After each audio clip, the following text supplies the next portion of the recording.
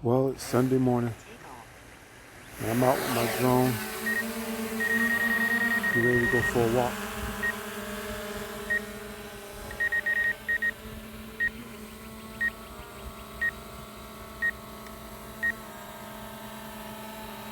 I'm gonna do a walk and talk, and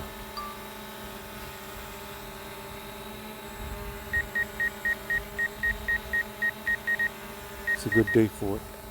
It's set in normal mode, normal,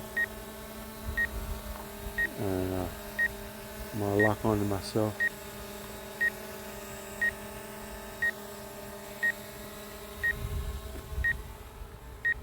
Locked on. Active track.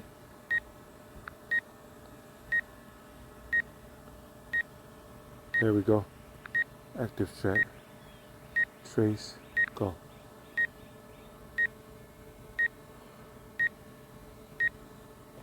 All right, here we go. My way. It's coming. I'm on my way.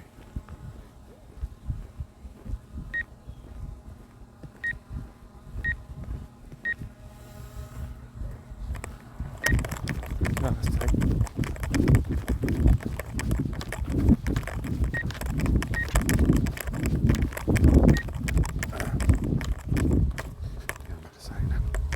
There we go. Just a quick little jog just to get out of sight. But anyway, I'm still a little nervous about talking on the phone and vlogging in front of people. You know, people look at you and watch you. You know, especially when you got a drone following behind you. People ain't seen nothing like that before. And it's fascinating to them. And I don't like to get attention. I like to be able to come and go unobserved. But when you're 6'2", almost 240 pounds, people tend to notice you and they tend to watch you. You know, especially if you're interesting to look at. And you got a decent toy and everything. But anyway, I'm up on Sunday morning. I'm going for my walk. This ends up being the only day I can do my walking because I'm working during the week. So it happens I'm working so late that by the time I do my drive back to the house, I'm pretty much beat. I don't want to go back out. Plus it's getting so close to dark that there's no point. So anyway, that was pretty cool there. How I went around that tree. Oh, I'm using the active track on my Mavic Air 2, and its obstacle avoidance really works good. As you can see, it just dodged that tree. I didn't do nothing. And I'm looking at it on my screen as I'm walking because I gotta have it out to keep it close enough for me to be able to talk and you guys hear me. And I don't have any prop guards on it because I want the battery to last, you know, through the whole walk. I'm walking to the park. I'm not sure how far it is. I think it's a couple of miles. But I got enough batteries, I think, to make it there. And you guys can follow me the whole way while I run my mouth. And I'll try to talk about something that may or may not interest you. But if nothing else, you can enjoy the drone flight and how the obstacle avoidance works on this Mavic Air 2. Just so happens that I have two of them. And I have a Mavic Mini 2, which is out of commission at the moment. Because unlike the Mavic Air 2, the Mini 2 does not have obstacle avoidance. And so I ended up doing some obstacle unavoidance. with my Mini 2. So that's where I'm at with that. But anyway, I'm gonna get another Mini 2, but I could probably get it for a relatively good price because I don't need the controller or the batteries. I got a set of those already because I got the Fly More combo. So I'm all set on that. But anyway, I just want to talk about something that's pretty interesting to me and how I think I should share it with people, or if people that want to watch my videos. And that is, excuse me, don't participate. I try not to participate. When I say participate, that is certain things you want to be social and you want to hang out with people and do things, but you want to keep it to a minimum, because most people are simply headed for destruction because they've gotten caught up in the matrix of grow up, go to school, get a job, or get an education or a degree, and then get a job, and have a wife and kids and family and a house with a picket fence and all these other consumer things that society wants you to do for the better of society, which that better society, and it's a good thing, keeps the economy rolling, keeps the world spinning, keeps everything in order. But for the individual person, you're just a cog in a machine. I like to use the analogy of salmon. Salmon is a fascinating fish. It hatches from its egg, and the stream that it hatches from, it leaves that stream and it travels downstream, eating all the way.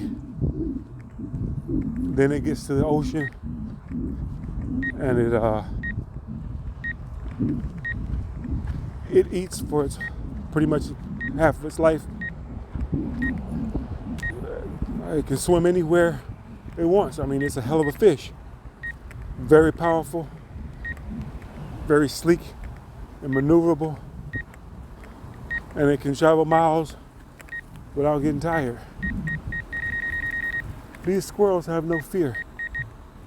But anyway, it spends most of its life out there gorging itself and eating, and then through nature's plan, it decides to go back to the exact stream in which it spawned from which it hatched from its eggs. And because of its memory and its sense of smell, or whatever kind of navigation it actually uses to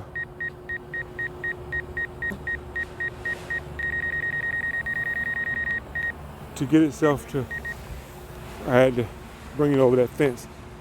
It got blocked off.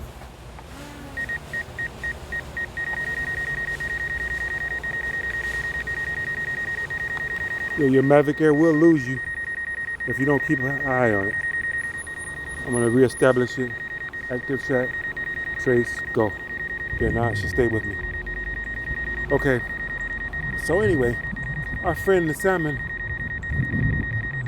swims back to the stream that it came from, upstream pretty much all the way. When it comes to a waterfall that's coming downhill, it'll swim through it and jump over it. Comes through shallow spots, it'll practically crawl across the ground to get past the shallow spots to get to the next part of the stream to get where it's got to go. I mean, this fish swims for miles, for days, to get back to where it started from, only to get back and spawn, which is lay eggs if it's the female, and the male fertilizes the eggs. All this so that the eggs will hatch and the next generation of salmon will swim downstream and do the same thing all over again. Now, did that fish reach its potential? Yeah. But there are thousands of those fish, probably millions of them, that do the same thing. A lot of them get killed along the way, eaten by bears. People catch them in their nets or fishing. So it's a perilous trip, you know. They can kill themselves on the rocks, you know, swimming, trying to climb upstream, you know, on the waterfalls and everything, or just get exhausted and die on the way. Which, of course, once they make it there and do their spawning thing, they die anyway from sheer exhaustion. But anyway, they delivered the bomb. Well, they managed to fulfill their plan. But now, I'm thinking, if this fish can accomplish all that, swimming all upstream, all that distance for miles, avoiding all the predators, and getting back to the stream where it started from, it can go anywhere in the world it wants to go. Instead of swimming back up that stream to die, only from exhaustion from doing it, it could take its time and go to Japan and China, different waters all around the world. Its body is made where it can stand the cold temperatures of cold waters, so it can go almost anywhere on the planet. You know, that there's water. It can even go into freshwater streams, so it can go anywhere because it can breathe salt water and it can breathe through fresh water, which a lot of fishes don't have that capability, but a salmon does. So it can go anywhere, but it spends its life eating itself, you know, good and fat, and storing enough calories to be able to make this trip, only to die. And that's what it's programmed to do. It's just a mindless fish that does that because it's programmed to. Society is trying to program people the same way, through peer pressure and through the American dream, or just, you know, you can't help it. Your hormones are going to make you, you know, want to fulfill that prophecy and do that. But if you're not a mindless fish, you're a human being. You have choice.